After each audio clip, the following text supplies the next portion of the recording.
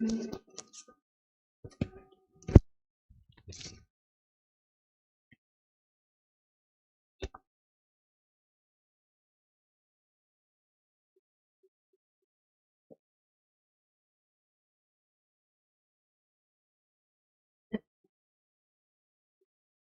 To everyone, very good morning to all. It's good morning 2.0। कैसे हैं आप सभी लोग? Very very good morning everyone. Good morning, good morning. चलिए, तो आइए जरा आगाज करते हैं, शुरुआत करते हैं अपने आज के लेक्चर की। और आज का जो अपना टॉपिक है that is president and governor. Okay, और आप लोग देख ही रहे हो कि पेपर स्टार्ट हो चुका है। मैंने एक रिव्यू अभी आपको टेलीग्राम पे भी भेजा है। तो जिन बच्चों को लगता है कि लास्ट मिनट रिविजन इंपॉर्टेंट नहीं होता है, या फिर जिनको लगता है कि यार ठीक है कोई बात नहीं, छोड़ दो, क्लास स्किप कर दो, ऊपर ऊपर से पढ़ लेते हैं, सिलेक्शन हो जाएगा, नहीं हो रहा है, ठीक है।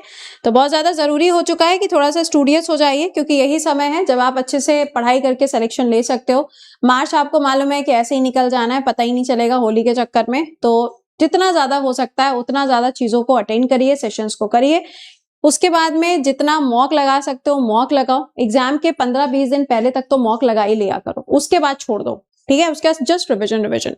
चलिए, very very good morning Aastha, Priyanka, Akanksha, Ronit, Ankit, very good morning. Aniket, Arun, Pinky, Govind, Raunak, Aparajita. और रौनक, तुम्हारा हेलीकॉप्टर कैसा है? चलिए, तो शुरुआत कर लेते हैं, आते हैं यहाँ पे आज के टॉपिक की तरफ। और आज का टॉपिक जैसे कि मैंने आपको बोला कि ये क्या है, राष्ट्रपति और राज्यपाल के बारे में हमको पढ़ना है। आप सभी लोग जानते हैं कि this is most and most important topic. अक्सर मैं आपको बोलती हूँ जो चीज सुर्खियों में रहती है सवाल वहीं से बनता है। अभी आपने देखा था कि महाराष्ट्र के जो गवर्नर हैं उनको वाइस प्रेसिडेंट की पोस्ट पे पहुंचाया गया है, तो गवर्नर वाला सेक्शन आपके लिए इंपॉर्टेंट हो जाता है, ठीक है। तो आगाज किया जाए। नमस्ते Raju, Muskan, Pinky, Bengali, very very good morning. Divya, विपर, Joy, good morning, good morning. चलिए, तो let's begin the session. Ready? आइए तो फिर बात करना स्टार्ट करते हैं, ठीक। देखो, तो जब हम शुरुआत करेंगे किससे, राष्ट्रपति से, प्रेसिडेंट थे, तो प्रेसिडेंट से ध्यान रखिएगा कि प्रेसिडेंट जो होते हैं ना, ये कौन होते हैं, ये हमारी कंट्री के फर्स्ट पर्सन कंसिडर किए जाते हैं।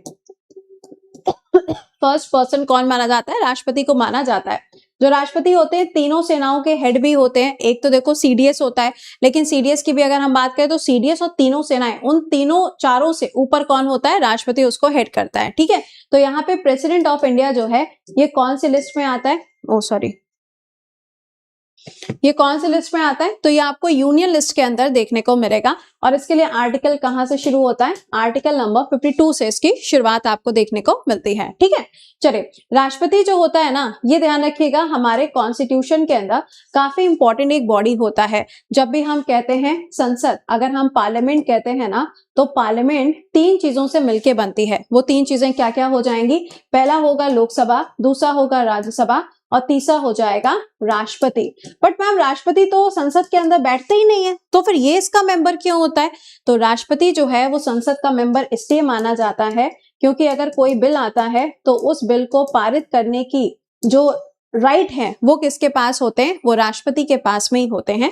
एसेंट टू द बिल, जो कि किसमें लिखा है? आर्टिकल नंबर 111 के अंदर दिया गया, इसलिए इसको हम पार्लियामेंट के अंदर कंसिडर करते हैं, ठीक है। अच्छा, अब जो ये प्रेसिडेंट होता है ना, इसके सीधे आर्टिकल्स पे आते हैं। आइए शुरुआत करते हैं। तो सबसे पहला आर्टिकल आपको दिखाई दे रहा है, आर्टिकल नंबर 52। आर्टिकल 52 क्या कहता है? ये कहता है कि हमारे देश के अंदर एक राष्ट्रपति होना चाहिए। एक ही राष्ट्रपति हो सकता है। तुम सोचो कि कल को रौनक को भी राष्ट्रपति बना दिया जाए, फिर सचिन को भी राष्ट्रपति बना दें, राजकुमार को बना दें, प्रियंका को राष्ट्रपति बना दें, ऐसा नहीं होता है। हमारे यहाँ पे क्या है? हमारे यहाँ पे पार्लियामेंट्री सिस्टम चलता है, संसदीय प्रणाली चलती है, जिसको हमने यूके से लिया है, ओके। एंड इसके अंदर क्या होता है? इसके अंदर आप देखेंगे तो 2 हाउसेस होंगे, बाइकैमरलिज्म होगा, और उसी के साथ में यहाँ पे राष्ट्रपति होगा। बट राष्ट्रपति जो होता है वो रियल हेड नहीं माना जाता। तो अपने यहाँ पे रियल हेड कौन होता है? तो अपने यहाँ पे रियल हेड अगर आप देखोगे तो वो किसको माना जाता है? कैबिनेट के अंदर आप देखोगे, जब कैबिनेट के अंदर देखोगे तो कैबिनेट को हेड कौन करता है? पीएम इसको हेड करते हैं, ठीक है। और कैबिनेट जो है ये किसको सलाह देता है? हाँ, ये किसको एडवाइस देता है? तो ये एडवाइस देता है किसको? राष्ट्रपति को। तो अगर आप इनडायरेक्टली देखो तो इनडायरेक्टली सारा काम कहां से हो रहा है? यहीं से तो हो रहा है, हाँ या ना? हर हर महादेव। बुक वाला टॉपिक ओके जी, जय हिंद। है कि नहीं? होता है कि नहीं होता है? तो यहाँ पे ये ध्यान रखिएगा कि हमारे यहाँ पे जो नॉमिनल हेड होता है, नॉमिनल हेड कौन होता है? राष्ट्रपति जो होता है, this is a nominal head, नाम का होता है, ठीक है। अगला आर्टिकल नंबर 53 क्या कहता है? कहता है कि जो एग्जीक्यूटिव पावर होती है यूनियन की, ये राष्ट्रपति के पास में होती हैं। एग्जीक्यूटिव पावर का क्या मतलब हो गया? जैसे कि किसी का अपॉइंटमेंट करना या किसी पावर का इस्तेमाल करना, जैसे इमरजेंसी लगाना, या सपोज करिए चीफ जस्टिस ऑफ इंडिया का अपॉइंटमेंट करना, इलेक्शन कमीशन का अपॉइंटमेंट करना, बिल को पारित करना, बिल को रोक के रखना, बिल को रिजर्व करके रखना, ये सब कौन करता है? ये सब राष्ट्रपति करता है। बट किसकी सलाह पे? घुमा फिर के कौन? कैबिनेट की सलाह पर, ठीक है। चलिए आगे आइएगा। अगला है आर्टिकल नंबर 54। ये आर्टिकल 54 क्या कहता है? आर्टिकल नंबर 54 कहता है चुनाव के बारे में, इलेक्शंस के बारे में। तो यहाँ पे जो इनके इलेक्शंस होते हैं, इनके इलेक्शन में कौन पार्टिसिपेट करेगा? हाँ भाई, इलेक्शन आर्टिकल नंबर 54 के अंदर आएगा। इसमें कौन कौन पार्टिसिपेट करेगा बताइए? हाँ, नॉमिनल पावर भी होती है, करेक्ट। देखिएगा सबसे पहला यहाँ पे जो पर्सन यहाँ होगा वो होगा लोकसभा के मेंबर्स। ध्यान रखिएगा मेंबर्स हैं, नॉमिनेटेड मेंबर्स मैंने नहीं बोला है। इसके अलावा राज्यसभा के मेंबर्स, इसमें भी इलेक्टेड मेंबर्स, इसमें भी इलेक्टेड मेंबर्स। इसके बाद में विधानसभा जो स्टेट की होती है ना, वहां की विधानसभा, इसके भी इलेक्टेड मेंबर्स। उसके बाद में विधानसभा कहाँ की? दिल्ली है, पुडुचेरी है, जम्मू कश्मीर है, जो कि क्या है? यूनियन टेरिटरीज हैं, इसके भी इलेक्टेड मेंबर्स। ये लोग क्या करेंगे? ये लोग यहाँ चुनाव के अंदर पार्टिसिपेट करते हैं। बट इनके इलेक्शन में आप देखोगे तो कोई भी नॉमिनेटेड मेंबर जो होता है वो यहाँ पर पार्टिसिपेट नहीं करता है। नॉमिनेटेड मतलब मनोनीत व्यक्ति जो होता है वो इसमें पार्टिसिपेट नहीं करता है। क्यों नहीं करता है?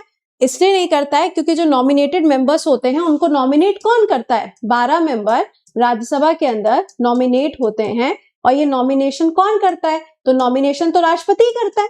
तो यहाँ पे तो फेवर हो जाएगा, है कि नहीं? कहेगा यार मैंने तुमको अपॉइंट किया, तुम ही मेरा यहाँ पे इलेक्शन में मेरी तरफ वोट नहीं डाल रहे हो। तो यहाँ पे क्या होता है? आपको मिलेगा, नॉमिनेशन वाले नहीं मिलेंगे, सिर्फ इलेक्टेड मेंबर्स देखने को मिलते हैं, ठीक है। अच्छा, यहाँ पे जो वोट होता है वो ट्रांसफरेबल वोट होता है। जैसे कि मान लो 3-4 लोगों का नाम जो है वो दिया गया, ठीक है। पहले तो नाम दिया जाता है कि भाई हम इसको राष्ट्रपति बनाना चाहते हैं, फिर उस नाम के सपोर्ट में भी लोग होने चाहिए कि हाँ ठीक है हम इसके साथ में सहमत हैं। उसके बाद में क्या होता है? उसके बाद में सीक्रेट बैलेट से वोटिंग कराई जाती है। वोटिंग होने के, इसमें आप नहीं जाओगे वोट डालने के लिए, ये ध्यान रखना, मैंने कहीं पर भी भारत का नागरिक नहीं लिखा है। आप वोट डालने यहाँ पे नहीं जाते हैं। फिर यहाँ पे सभी मेंबर्स क्या करते हैं? वोट डालते हैं। वोट डालने के बाद में देखा जाता है कि सबसे कम किसके वोट हैं, उनको बराबर से बांट दिया जाता है। फिर देखते हैं सेकंड लास्ट किसके वोट हैं, उसको भी बराबर से बांट दिया जाता है। फिर सबसे ज्यादा जिसके पास में वोट होते हैं वो बनता है राष्ट्रपति, ठीक है। तो ये ध्यान रखिएगा, यहाँ पे इलेक्शन किस में आएगा? 54 के अंदर आता है। 55 क्या कहता है? तरीका बताता है, ठीक है।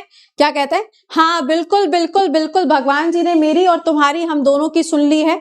यूरोपियन यूनियन के साथ में जो भी डील्स हुई हैं, कल मैं आपको पढ़ाऊंगी करंट के क्लास में भी। अब ऑडी सस्ती हो जाएगी।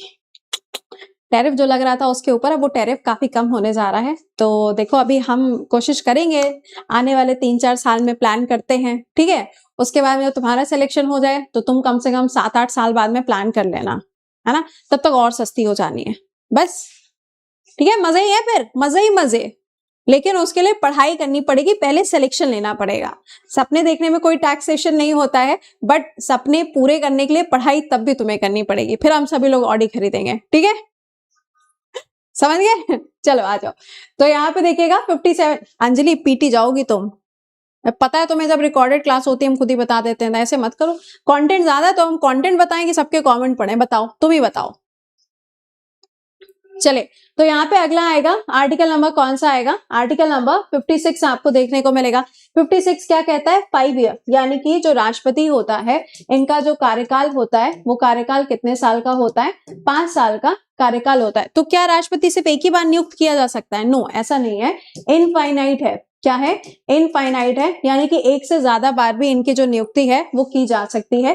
कितने टर्म के लिए, यहाँ पे टर्म भी ऐसा कुछ स्पेसिफिक नहीं है, चाहे एक टर्म के लिए, 2 टर्म के लिए, 3 टर्म के लिए, कितने भी टर्म के लिए हो सकता है। वहीं डोनाल्ड ट्रंप का दुख क्या है, डोनाल्ड ट्रंप का दुख ये है कि उनके यहाँ पे 2 ही टर्म के लिए राष्ट्रपति नियुक्त किया जाता है, जस्ट फॉर 2 टर्म्स, और वो भी कितने सालों के लिए, एक टर्म होता है, 4 सालों का एक टर्म होता है। तो डोनाल्ड ट्रंप सोच रहे हैं कि मैं जितना जो काम कर सकता हूं, यही जिंदगी मेरे पास में आखिरी जिंदगी है। भले ही डोनाल्ड ट्रंप कितना भी गलत करते हो, भले ही इंसान का दिमाग पता नहीं कहां चलता हो, बट इंस्पिरेशन तो है वो बंदा, कुछ भी कहो।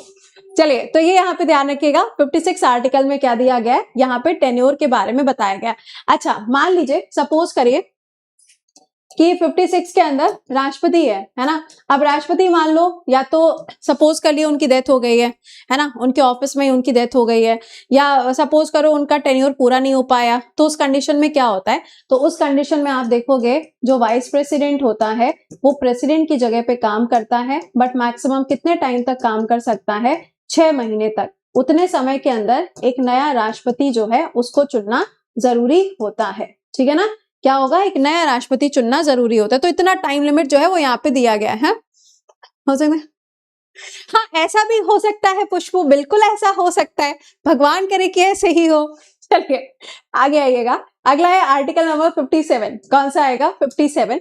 आर्टिकल 57 कहता है person who hold the office of the president, यानी कि अगर कोई भी व्यक्ति है जिसे राष्ट्रपति के पद पे बैठाया गया है, तो ऑब्वियस सी बात है कि उसकी कुछ ना कुछ तो योग्यता होनी चाहिए। ऐसे ही थोड़ी ना किसी को भी राष्ट्रपति के पद पे बैठा दिया जाएगा, तुम ही बताओ।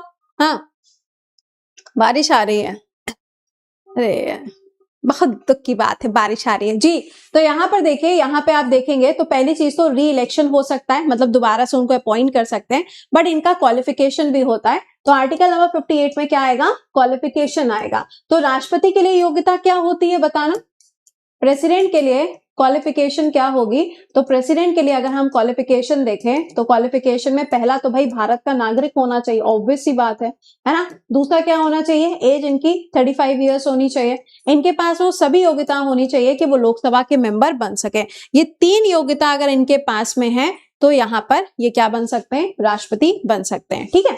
चलिए आगे आइएगा, अगला है आर्टिकल नंबर 59। ये क्या कहता है, ये कंडीशन बताता है। कंडीशन में क्या होगा, कंडीशन में कहा जाता है कि भाई जो व्यक्ति है ना, जिसे हम राष्ट्रपति के पद पे बैठा रहे हैं, वो बैंकरप्ट नहीं होना चाहिए, उसका दिवालिया ना निकला हो, पैसा उसके पास में होना चाहिए। ही शुड बी क्या, मेंटली साउंड, मतलब वो पागल भी नहीं होना चाहिए, बिल्कुल प्रॉपर उसका दिमाग जो है बिल्कुल सही ढंग से काम करना चाहिए। सोचो अगर यही कंडीशन यूएस के अंदर होती तो क्या होता।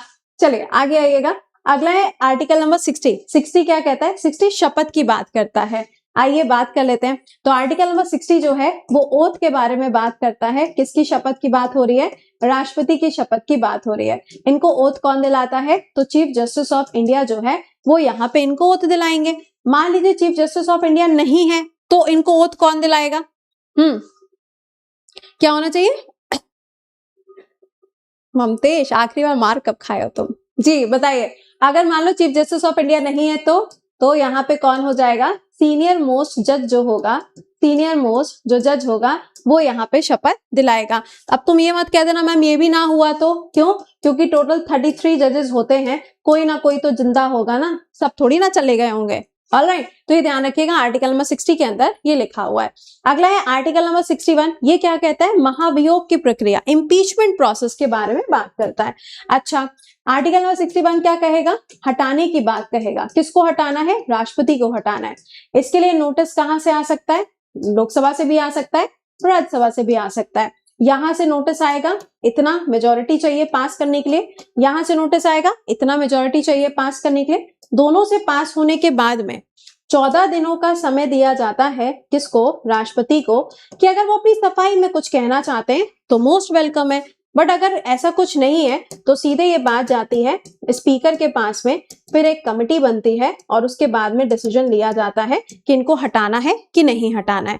क्या कभी ऐसा हुआ है, नहीं, कभी ऐसा नहीं हुआ है। ओके, प्रेसिडेंट की सैलरी 5 लाख होती है। हाँ बिल्कुल बिल्कुल, हम लोकसभा चुनाव लड़ेंगे, अरे आपका सहयोग रहेगा तो हम तो कह रहे हैं हम नहीं, हम तो प्रधानमंत्री बन जाए, राष्ट्रपति नहीं, प्रधानमंत्री, ज्यादा पावर वहां पर है ना। चलो, तो यहाँ पर क्या होगा, कमेटी बनेगी, उसके बाद में डिसाइड किया जाता है कि इनको हटाना है कि नहीं हटाना है।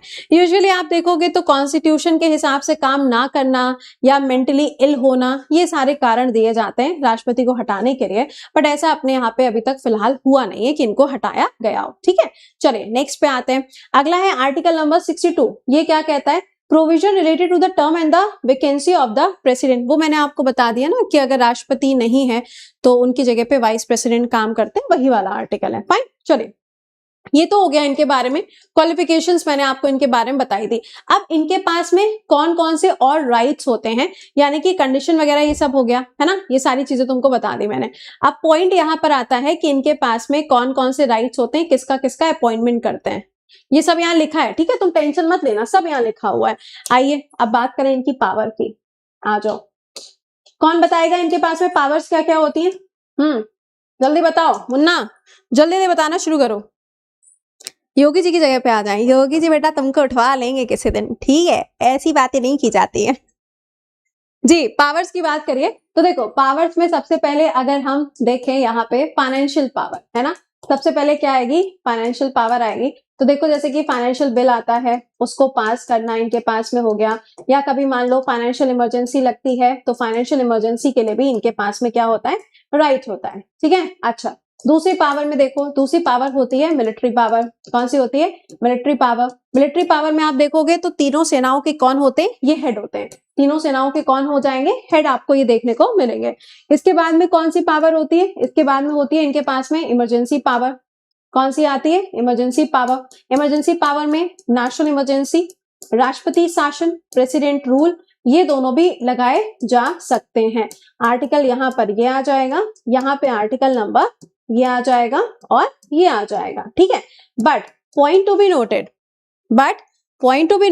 वो पॉइंट यहाँ पर ये है कि जो नेशनल इमरजेंसी है ये तो कैबिनेट के कहने पे लगती है, और जो ये राष्ट्रपति शासन लगता है ये गवर्नर के रिक्वेस्ट करने पर लगता है। ये चीज ध्यान रखिएगा।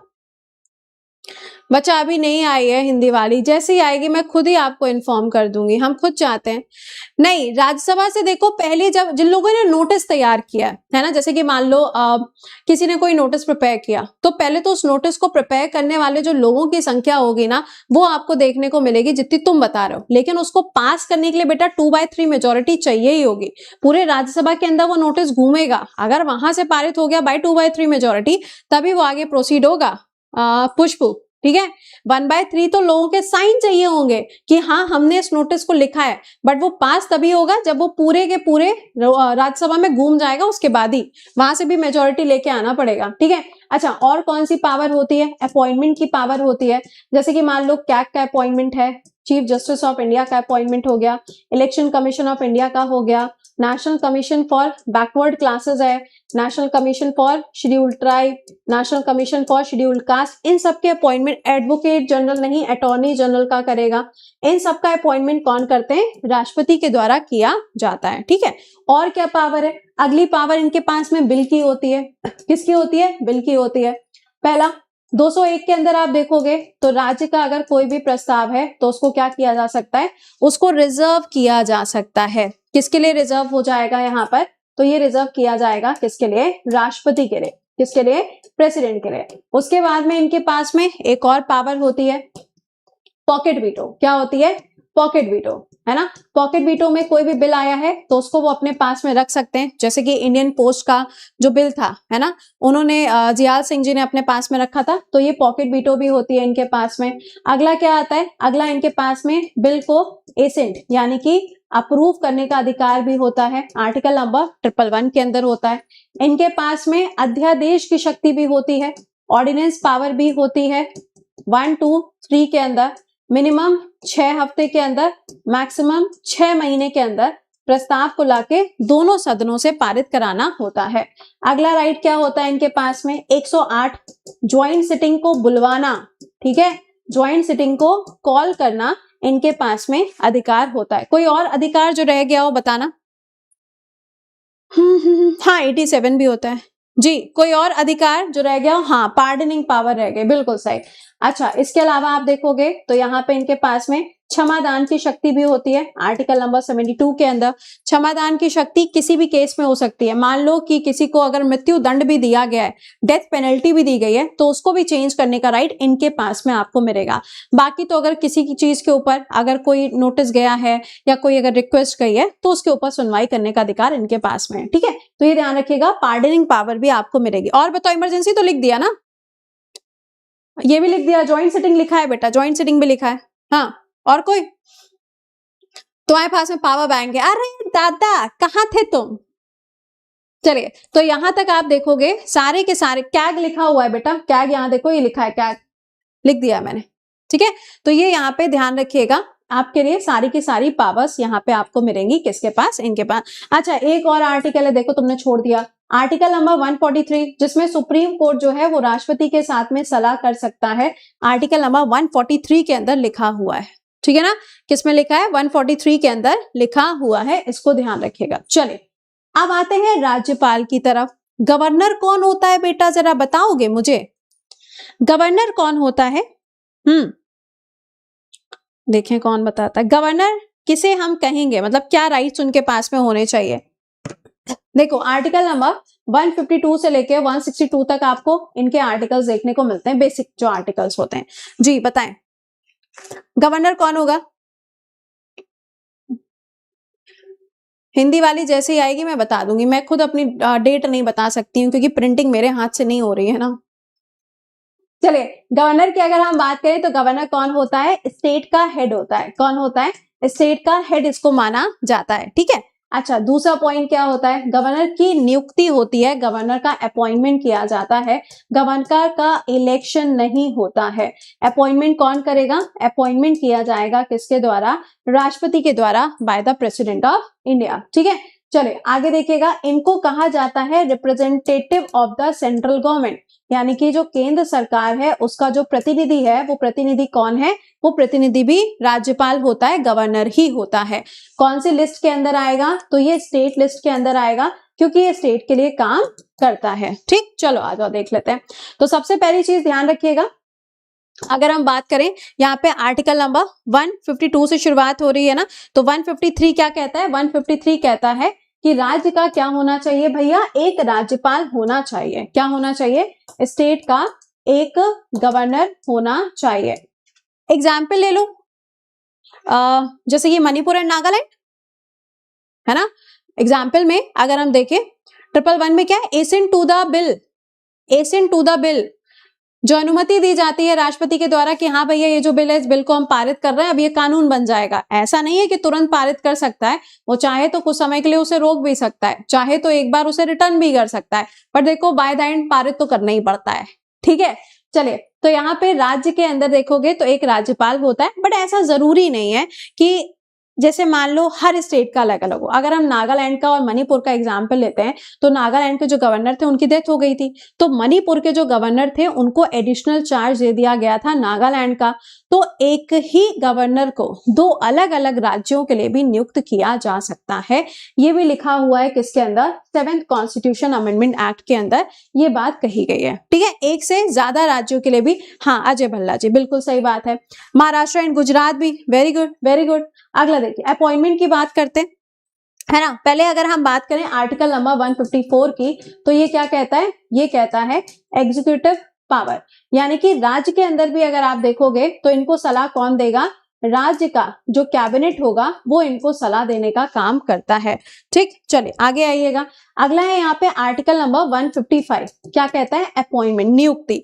बहुत इंपॉर्टेंट शब्द है। अक्सर क्या होता है, पेपर में स्टेटमेंट लिखकर आता है कि इलेक्शन ऑफ द गवर्नर, और हम लोग बिना उसको देखे हुए टिक मार देते हैं।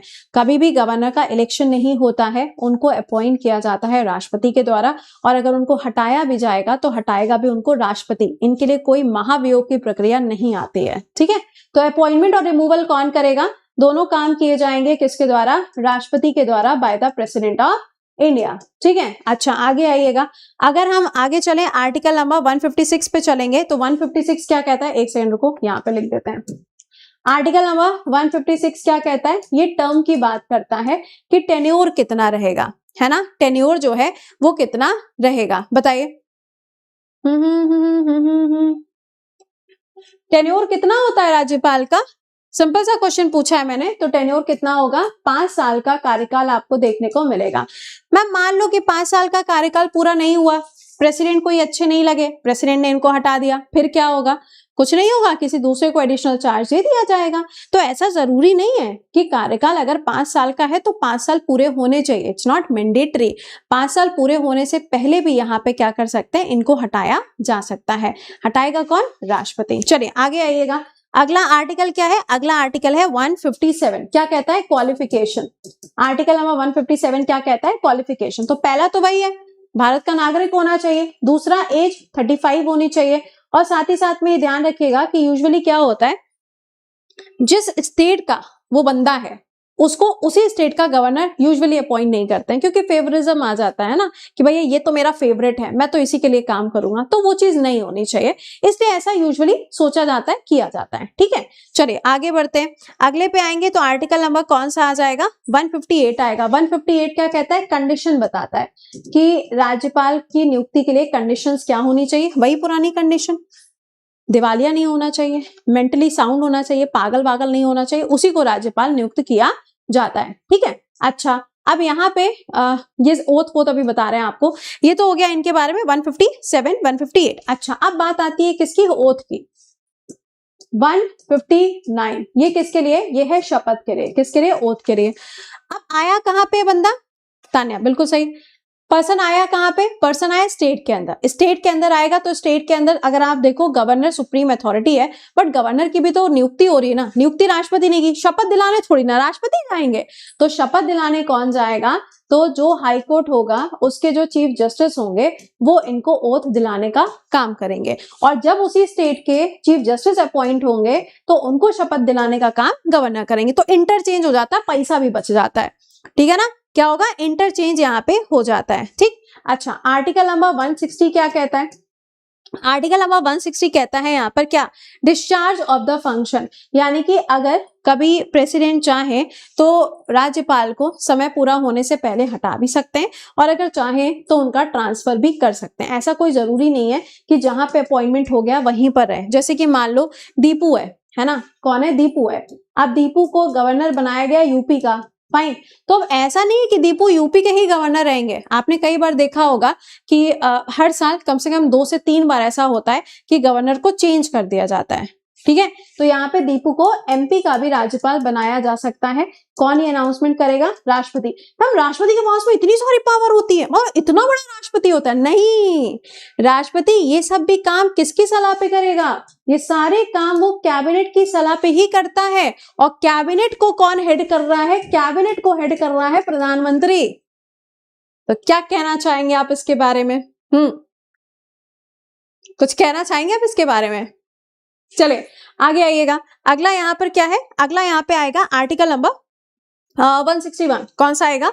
161। 161 में क्या होता है? 161 के अंदर आता है आपका pardoning power.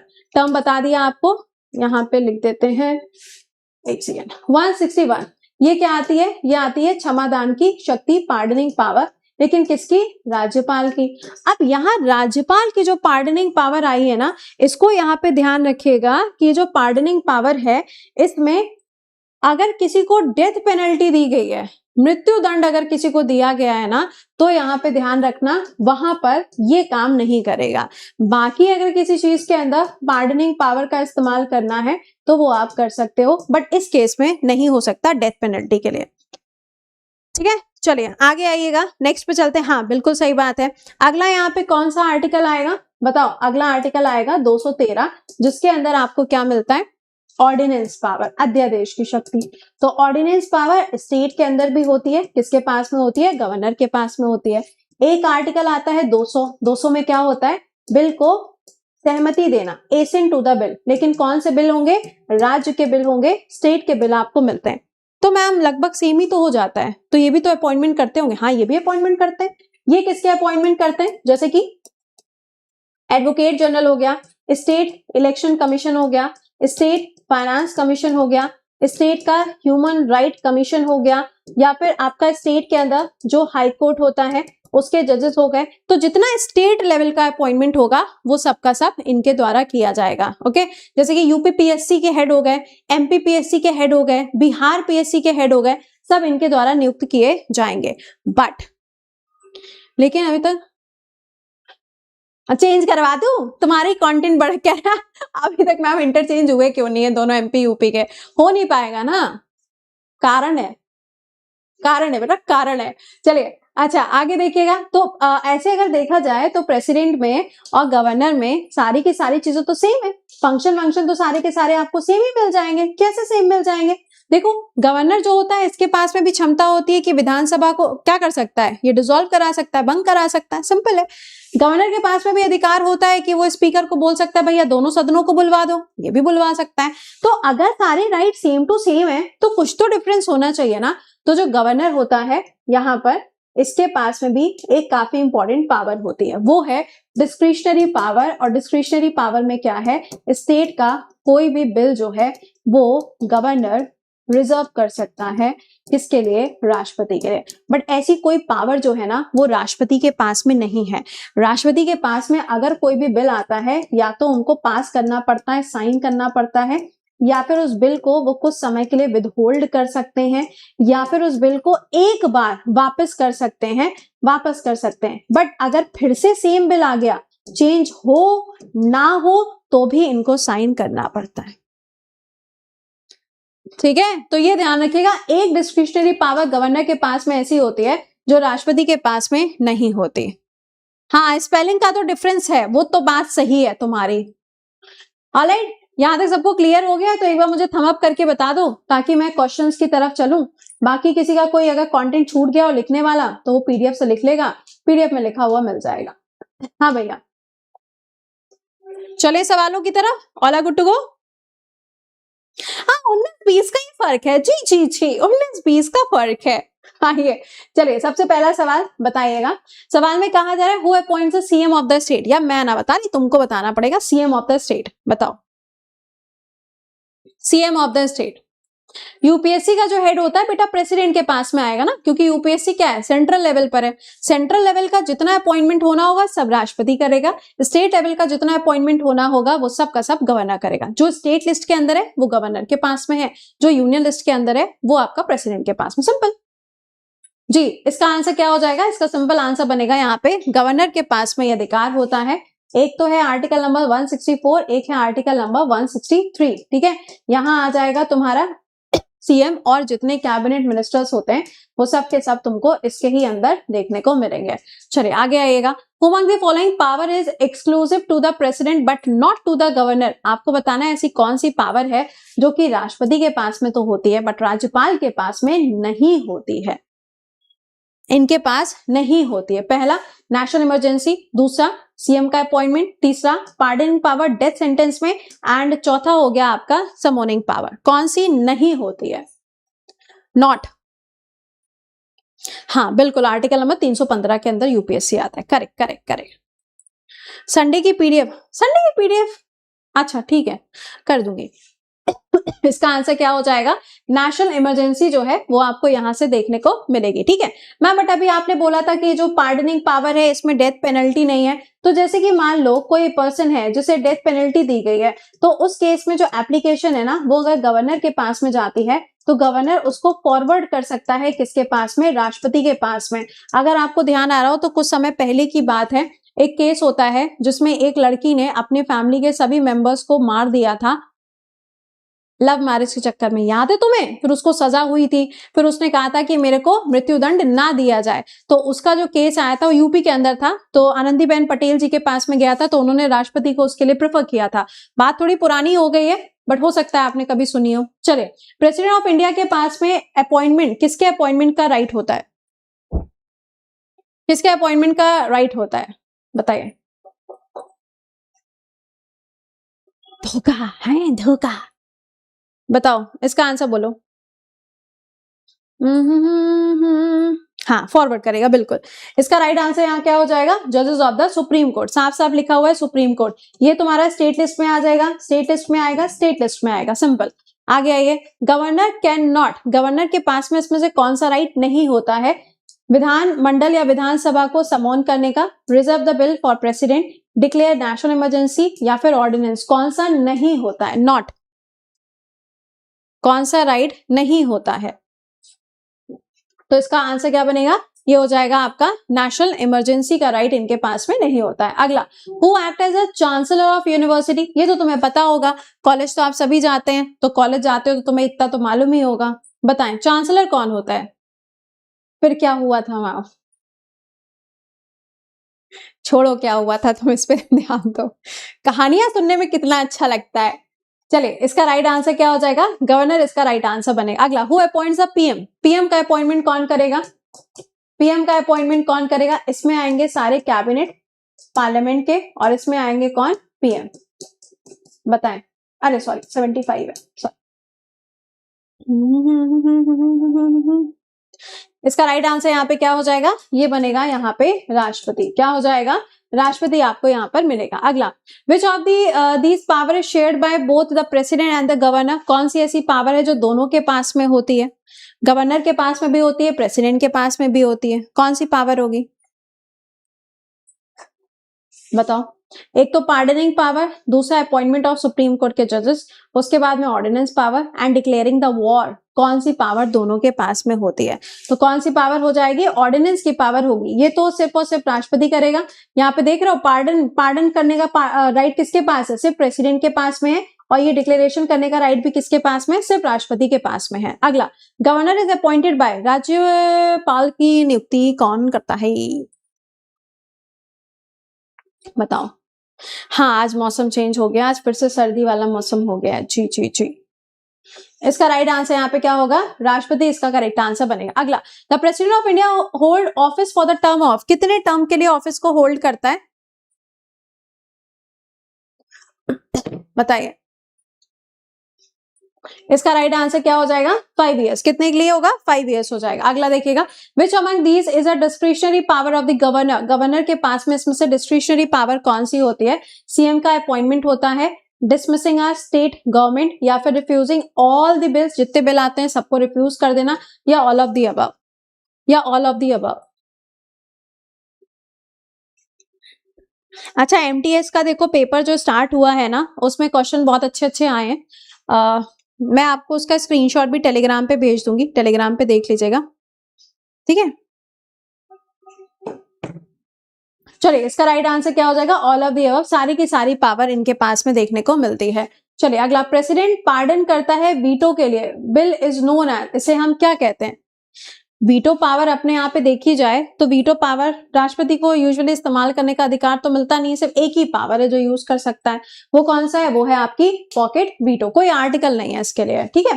Who can declare state of emergency in India, state of emergency in India? हाँ बताएं। हाँ जी, बिल्कुल बिल्कुल, कल मुझे भी नोएडा जाना है, जीडी के सेलेक्टेड जो स्टूडेंट है उनका कल सम्मान समारोह है जी, कल मुझे भी जाना है ऑफिस। बट तुम जो छुट्टी के बारे में सोच रहे हो ना, ऐसा कुछ नहीं होगा, ठीक है, डोंट वरी। चलिए इसका राइट आंसर क्या हो जाएगा? यहाँ पे ये इमरजेंसी डिक्लेयर कौन करेगा? यहाँ पे प्रेसिडेंट करेगा। हाँ, अगर यहाँ लिखा होता राष्ट्रपति शासन, प्रेसिडेंट रूल लिखा होता तो इसका आंसर आपका गवर्नर हो जाता। अगला, प्रेसिडेंट रूल बताएं, आर्टिकल नंबर पूछा गया है नेशनल इमरजेंसी के समय पर, इसका आंसर क्या बनेगा? This is article number 352। क्या हो जाएगा? 352। अगला, who is the constitutional head of the state, constitutional head of the state बताइए। Constitutional head of the state ये कौन हो जाएगा? ये हो जाएगा यहाँ पे गवर्नर। कौन हो जाएगा? गवर्नर। अगला, the president can refer matters to the Supreme Court under which article number, president जो है वो कौन से आर्टिकल में सुप्रीम कोर्ट के साथ में, तो बताइए आर्टिकल कौन सा होगा? 143 हो जाएगा। अगला, who can remove the president, president को कौन हटा सकता है? तुमको भी छुट्टी चाहिए? अच्छा, क्या करोगे तुम छुट्टी का, ये बताओ, क्या काम है तुम्हें छुट्टी का?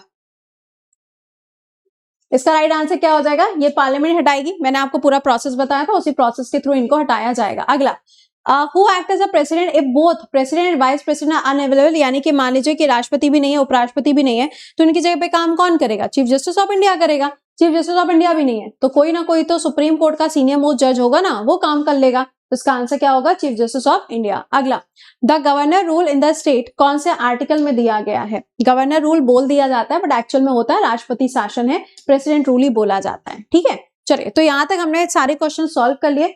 चैप्टर अगर क्लियर हो गया हो, सारे पॉइंटर्स क्लियर हो गए हो तो एक बार थम अप करके बता दीजिएगा और सेशन को लाइक भी मार दीजिएगा। इसके अलावा आपके लिए यहाँ पे चल रहा है बैचेस के ऊपर sale 82% discount plus 10% additional discount आपका चल रहा है सभी पेड बैचेस के ऊपर। तो अगर आपने अभी तक इनको अवेल नहीं किया है तो आप इनको अवेल कर सकते हैं।